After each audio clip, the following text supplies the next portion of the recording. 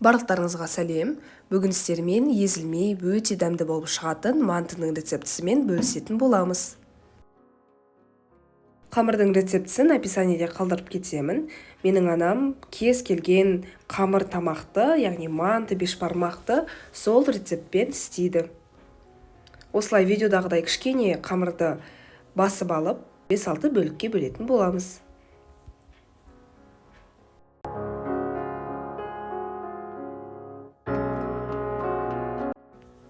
Содан соң видеода көрсетілгендей кішкене домалақтап, бірнеше бөліктерге бөліп шығамыз. Көбісі білетін манты түйу әдісі, ол әрине қамырды үлкен домалақ қылып жайып, төртбұрыштарға бөліп, содан соң түйу, бірақ біз үшін осы әдіс тиімдірек болды. Ешқандай да қамыр жаймайсың, жай ғана бөліп, жайып түйе саласың. Осы әдісті міндетті түрде жасап көріңіздер. Қамырды жайған кезде осылай кішкене ғана сопақ болуы тиіс.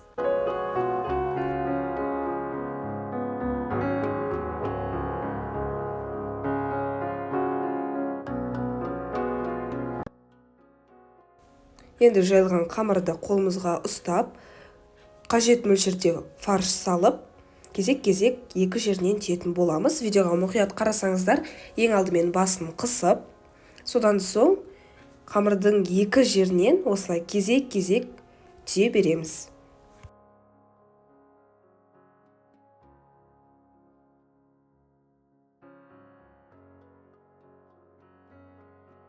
Соңғы жағына келген кезде қамырды ішке қарай салып, яғни итеріп, әрі қарай түйе береміз. Осы әдіспен түйіп көрсеңіздер, видеодағыдай әдемі манты шығады.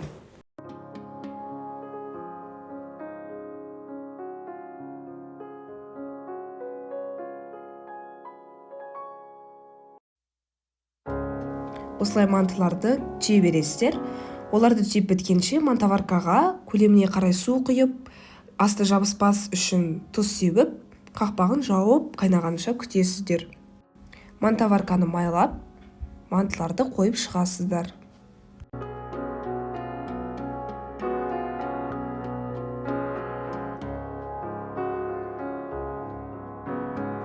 Су қайнаған соң, осылай мантыларды қойып, 40-45 минут пісіріп аласыздар. Міне, манты дайын, осылай әдемі болып шығады. Қамыр жабыспай, езілмей әдемі болып піседі, сондықтан да осы рецептпен жасап көріңіздер. Біздің арнаға тіркелуді, лайк басуды ұмытпаңыздар. Астарыңыз дәмді болсын.